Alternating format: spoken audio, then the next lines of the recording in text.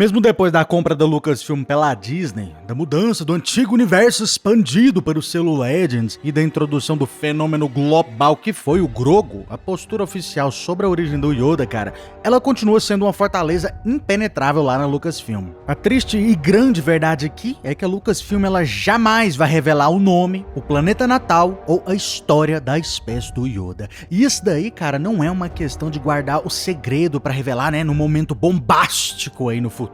Isso daí é uma decisão vital para proteger o próprio lado místico da franquia. Pra gente começar a entender o isolamento dessa espécie, a gente precisa voltar lá no criador de tudo. Durante todo o tempo que comandou a franquia, o George Lucas ele foi extremamente protetor com o mestre Yoda. Ele deixava autores de livros, criadores de jogos e roteiristas de quadrinhos brincarem com quase todos os cantos da galáxia, mas o passado do Yoda jamais. Essa era a linha vermelha definitiva. O próprio Lucas já cansou de falar em entrevistas aí que o Yoda, ele é um personagem mágico. Ele é um arquétipo que não precisa de um passado. Ele simplesmente aparece, ele cumpre o seu papel de mentor subversivo e então ele vai embora, ele some. Lucas era tão rígido com isso que nos anos 90, durante o boom do licenciamento, ele interveio pessoalmente várias vezes. Quando o pessoal lá da West End Games, por exemplo, tentou criar uma classificação ou inventar um planeta natal sobre o Yoda no sistema de RPG deles, o Lucas vetou na hora. Quando a Topps, por exemplo, preparou um card promocional raríssimo para a coleção Star Wars Galaxy Series 2, mostrando um grupo de seres da espécie do Yoda rezando em um templo diante uma estátua gigantesca misteriosa,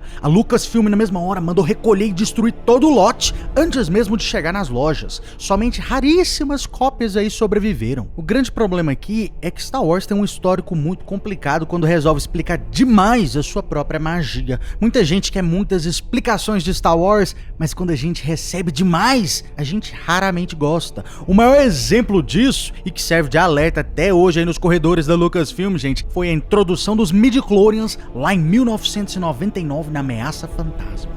Antes do episódio 1, a força ela era vista como um campo de energia puramente espiritual, um conceito místico que era lindo. Quando Lucas colocou criaturas microscópicas e simbióticas no sangue para ditar quem tinha ou não a sensibilidade à força, uma enorme parte dos fãs aí sentiu que a religião cósmica de Star Wars tinha virado uma espécie de exame de sangue de laboratório. Foi uma das decisões mais polarizadoras de toda a história de Star Wars. Revelar a origem do Grão-Mestre Yoda seria essencialmente cometer esse mesmíssimo erro, só que em uma escala ainda maior. Hoje, o Yoda, a Yaddle e o Grogu, eles são vistos quase como encarnações vivas da própria força. A raridade deles faz com que eles pareçam quase assim milagres biológicos. Se a Lucasfilm decide criar um planeta chamado, sei lá, a Yodalândia, alguma coisa assim, onde todo mundo, né, tem orelhinhas gigantes, pele verde e tal, se eles tiverem um planeta natal, eles passam também a ter um governo, uma economia, disputas territoriais e até mesmo alianças políticas. No segundo que você dá um endereço para esses caras, eles deixam na mesma hora de serem seres místicos e eles se tornam lá só mais uma facção política no meio de tantas outras no Senado Galáctico de Star Wars.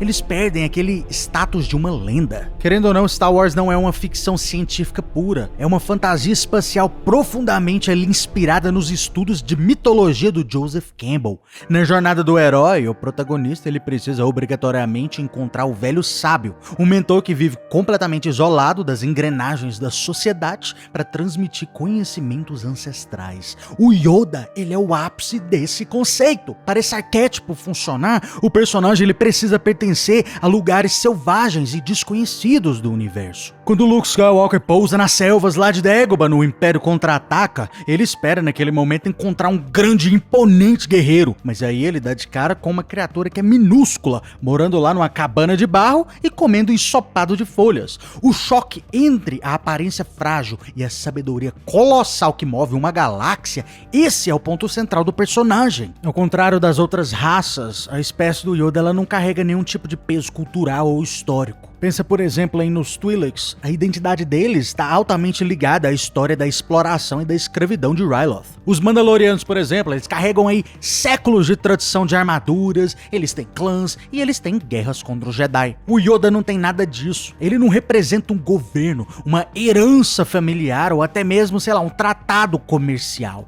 Ele representa a força no seu estado mais puro. Tirar o mistério dele significa automaticamente ancorar o personagem personagem ao mundo material, ele sai da imaginação, da fantasia, da mitologia. Quando a Disney lançou o Mandaloriano em 2019, o segredo mais bem guardado da televisão foi o Baby Yoda, que mais tarde a gente descobriu que ele se chamava de Grogu. Toda a engrenagem narrativa de jornada dele com Din Djarin gira em torno desse mistério da origem da espécie dele. De onde ele veio? Quem sobrou da sua espécie? Como ele consegue, com 50 anos de idade, o que pra eles é uma infância, usar a força pra curar até feridas mortais e repelir o fogo de um lança-chamas? O dia que a Lucasfilm resolver responder isso, o combustível da sua sub-franquia mais lucrativa vai acabar na hora. O Jon Favreau e o Dave Filoni, eles sabem disso perfeitamente. No evento do Star Wars Celebration, quando perguntaram pro Dave Filoni uma certa vez se ele tinha as respostas sobre o passado do Grogu, guardada lá nos arquivos da Lucasfilm, ele brincou dizendo que confirmar que sabe seria até uma crueldade com os fãs,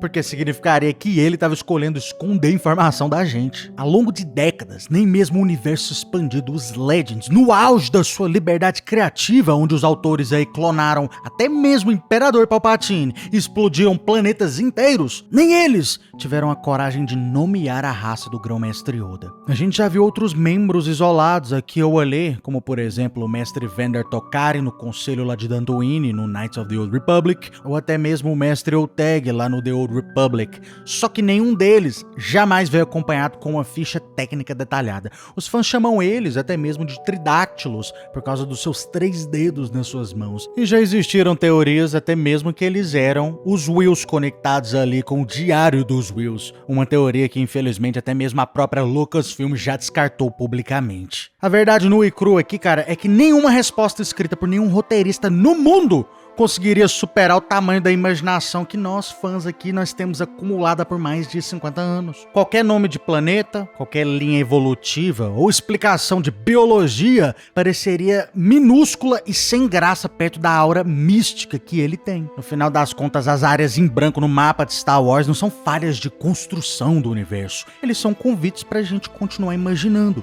Deixar a origem do Grão-Mestre Yoda trancada nas sombras, ela garante que a galáxia continua parecendo vasta, que a força continue com aquele misticismo e que o Yoda continue sendo exatamente o que o George Lucas planejou desde o início, um milagre inexplicável na galáxia. Mas me diz aí nos comentários, gente, apesar dessa explicação, você acha que a Lucasfilm devia ou não revelar mais sobre a espécie do Grão-Mestre Yoda? E se você gostou do vídeo, cara, seja misterioso, curta e se inscreva.